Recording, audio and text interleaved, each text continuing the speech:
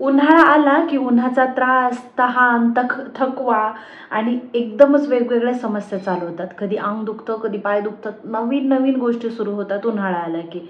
आणि बाहेरचं रखरखतं ऊन आपल्या बॉडीमधलं जे सगळी ऊर्जा जशी शोषून घेतो ना, काहीच सांगूच नाही शकत. जर तुम्हाला पण एकदम ताजंतवानं, एकदम स्फूर्तिदायी असं वारा हवं वाटत असेल उन्हाळ्यामध्ये, तुमच्या लहान मुलाची कशी काळजी घ्यायची उन्हाळ्यामध्ये, तुम्ही हा विचार करत असाल, ते तुम्हाला टेन्शन असेल, तर तुम्ही नेमक्या त्याच ही व्हिडिओ पाहत आहे.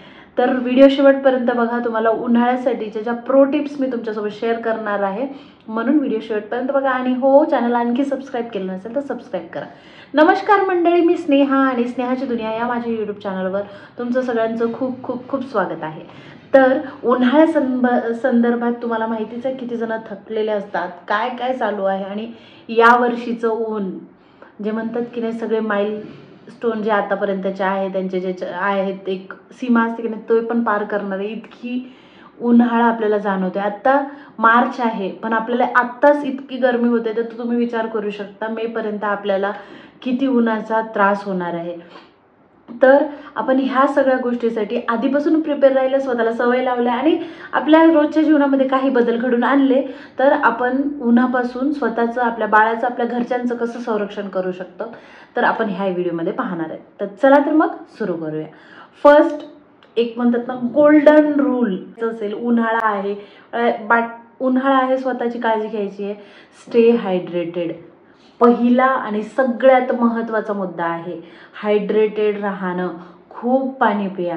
दिवसाला तुम्ही 3 ते 4 लिटर, मिनिमम 3 लिटर पाणी तरी पिलंच पाहिजे. आणि थोड्या थोड्या वेळाने तुम्ही पाणी पिया. तुमच्या मुलाला थोड्या थोड्या वेळाने पाणी द्यायचं. आणि असं नाही का फ्रीजमधलं पाणी, नॉर्मल माठामधलं किंवा आपलं नॉर्मल टॅप वॉटर आपण देऊ शकतो, पण असं एकदम फ्रीजमधलं पाणी. आणि उन्हामधून बाहेर आल्यानंतर लगेच पाणी द्यायचं नाही मुलांना, ओके. आणि दुसरं, जे फ्रेश फ्रूट असतात, जसं की आत्ता संत्री आहे, वॉटरमेलन आहे, आपलं मस्कमेलन आहे ते, आणि काकडी आहे, ह्या सगळ्या फ्रूट्स तुम्ही खाऊ शकता किंवा त्याचं ज्यूस म्हणजे पिऊ शकता. तर त्याच्याने सुद्धा आपला हायड्रेटेड राहतो. जसं की, आणि दही आहे, ताक आहे, ह्याच्याने सुद्धा आपण छान हायड्रेटेड राहू शकतो. तर तुम्ही ह्या गोष्टीसुद्धा ट्राय करू शकता. आणि लहान मुलांना पण हायड्रेटेड ठेवायचं, असं थोड्या थोड्या वेळाने पाणी देणं किंवा ज्यूस देणं, ह्यामुळे आपल्या शरीरात जी डिहायड्रेशन होतं ना, ते कमी होतं. आणि तिसरा मुद्दा, की ह्या नादामध्ये ना, की रसना, पॅकेज फ्रूट, पॅकेज जे ड्रिंक असतात किंवा म्हणतात की नाही पॅकेज ज्यूस असतात, ते टाळायचं. जसं की फ्रुटी वगैरे, मी नाव घेते इथे, बट स्टील त्या गोष्टी टाळायच्या. माझा वगैरे ह्या ज्या गोष्टी म्हणतो की नाही आपण, कोल्ड्रिंक आहे, कोल्ड्रिंक सगळ्या टाळायच्या. त्याच्यामुळे आपल्याला ॲसिडिटी आणि डिहायड्रेशनच तयार होतं त्याच्यामुळे. त्यापेक्षा डिहायड्रेशन न होऊ देण्यासाठी आपण काय करू शकतो ते बघायचं. दुसरा मुद्दा आहे, ईट लाईट अँड हेल्दी. बरं ठीक आहे, लाईट अँड हेल्दी म्हणजे काय, एकदम सॉलिड जास्त नाही खायचं, जसं की खूप भरपेट असं खायचं नाही. आपल्याला माहिती आहे उन्हाळ्यामध्ये आपल्याला स्पायसी असं तेलकट तुपकट खायला खूप इच्छा होते, तर ते अवॉइड करायचं. आणि त्याच्यामुळे काय होतं, आपल्याला ॲसिडिटी आणि जे डिहायड्रेशन जास्त होते. ताक आणि दही ॲड करायचं आणि सीजनल फ्रूट खायचे. जर फ्रूट आणि ताक, दही ह्या गोष्टी जर तुम्ही इन्क्लूड केल्या तर तुमचं जेवणाचं पोर्शन जरा कमी होतो. आणि ह्या गोष्टी तुम्ही जास्त खाल्ल्या तर जेवण आपोआपच कमी होईल. तर त्यामुळे ह्या गोष्टी इन्क्लूड करा त्या जेवणामध्ये. ते तुम्हाला खूप महत्त्वाचं आणि खूप उपयोगी ठरेल. तिसरा मुद्दा आहे, तुमच्या त्वचेला सन जे बर्न होतात की नाही त्याच्यापासून वाचवायचं. तर ते करायचं कसं, आता मार्केटमध्ये खूप प्रकारच्या SPF म्हणजे 50, 30 आणि प्लसवाल्या क्रीम्स आलेल्या आहेत. तर सनस्क्रीम घ्यायची आणि होल बॉडीला लावायची. होल बॉडीला म्हणजे जितकी विजिबल आहे, जसं की माझे हात दिसतात, चेहरा दिसतात, नेक दिसते, पाय दिसतात, तर तेवढ्या बाजूला लावून घ्यायचे. आणि तुम्ही घरात जरी असेल तर सनस्क्रीन मस्ट आहे, रोज सनस्क्रीन लावायचीच. तुम्ही घरात राहत असाल तरी, जर भले आपल्या घरात आपण म्हणतो की आपल्याला ऊन लागत नाही, बट स्टील उन्हाचा प्रभाव आपल्या घरात असतो. त्याच्यामुळं जमेल तितकं सनस्क्रीन लावायचं. बाहेर शक्यतो पीक आवर्समध्ये जाणं टाळायचं. आणि त्यानंतर जात असताना जे जॅकेट आहे, सनकोट आहे, त्या सगळ्या गोष्टी यूज करूनच हे करायचं. आणि बाहेर तुम्हाला जावंच लागतं आहे तर उन्हाळ्यामध्ये ना लाईट कलरचे जे कॉटनचे ड्रेस असतात ना, तसं यूज करायचं. टोपी, ग्लासेस, ग्लव्ज ह्या सगळ्या गोष्टी वेअर करूनच बाहेर पडायचं. त्यापासून सन डॅमेजपासून पण वाचतं, आपली स्किन चांगली राहते.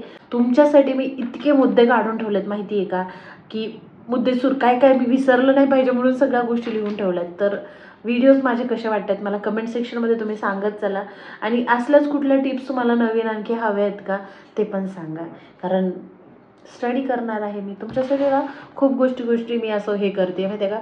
आणि नेमकं काय होतं माहिती आहे, प्रत्येक वेळेस व्हिडिओ बनत असताना विसरून जाते मला नेमकं काय बोलायचं आहे आणि दुसऱ्याच मुद्द्यावर भरकटत चालली जाते. जसं की मी आत्ता जाते आहे, मला ज्या मुद्द्यावर बोलायचं मी ते सोडून दुसरीकडे चालली. चला coming back to the point, stay cool and indoor.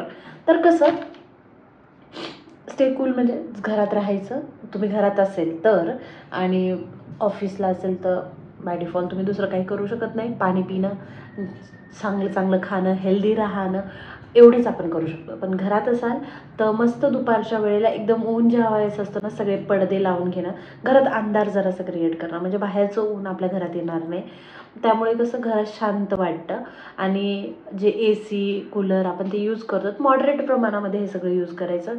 जमत असेल शक्य तितकं आपल्या घरामध्ये प्लांट लावा. त्या प्लांटमुळे काय असतं माहिती आहे, एअर क्वालिटी चांगली होती. म्हणजे जसं की स्नेक प्लांट आहेत, मनी प्लांट आहे, आणखी 1-2 प्लांट्स आहेत, तुम्ही सर्च करू शकता गुगलवर पण. तर ते प्लांट्स घरात लावा. त्याच्यामुळे ना घरातली एअर क्वालिटी चांगली होती. जे दमट वातावरण आहे किंवा गरम वातावरण आहे एअर प्युरिफाय करतात, त्याच्यामुळे ते चांगलं वाटतं. तर तुम्ही ते गोष्टी नक्कीच करू शकता. आणि कितवा मुद्दा आहे हा, 5वा, की हीट रिलेटेडचे जे इलनेस आहेत त्याच्यापासून वाचवा. आता तुम्हाला सांगते, बाहेर इतकं ऊन आहे. निहालला दुपारच्या वेळेला मी ज्यावेळेस नेत असते ना, त्यावेळेस इतकं ऊन लागतं, काही वेळेस वाटते की आता मला खूपच म्हणजे आजारी पडणार आहे.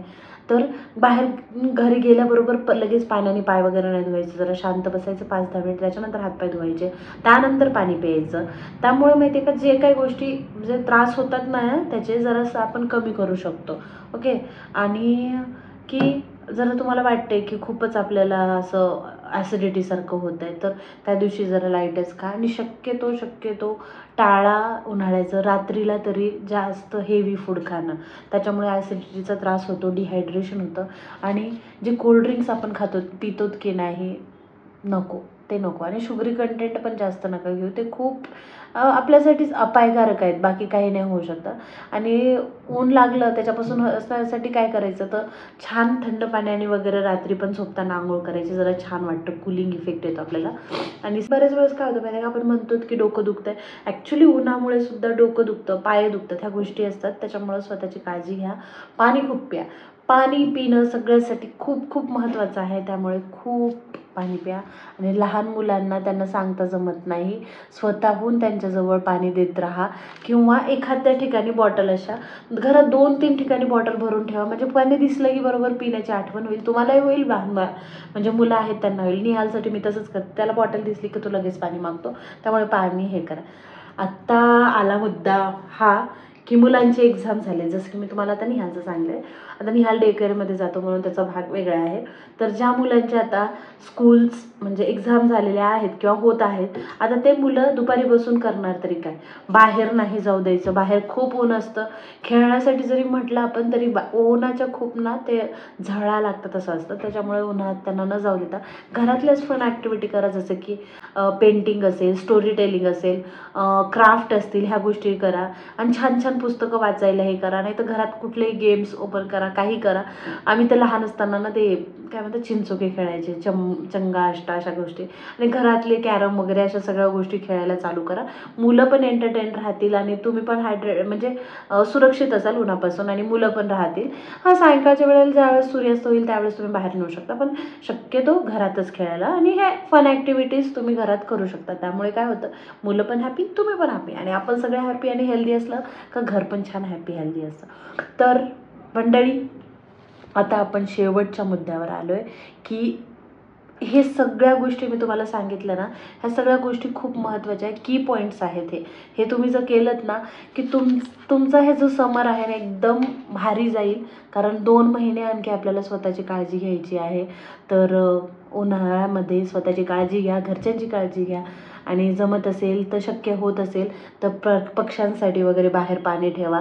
आणि म्हणजे गॅलरीमध्ये वगैरे असं पाणी ठेवा, किंवा प्राण्यांसाठी बाहेर तुमच्या कुठे असेल पाण्याची जागा तिथे पाणी ठेवा, म्हणजे ज्या प्राण्यांनासुद्धा ते मिळेल.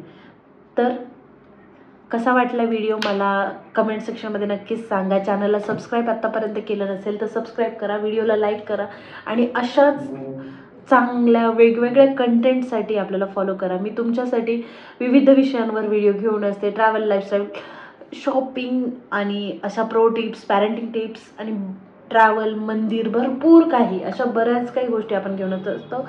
तर व्हिडिओ कसा वाटला सांगा, चॅनलला सबस्क्राईब करा. तोपर्यंत bye bye. Stay hydrated, guys. Bye bye.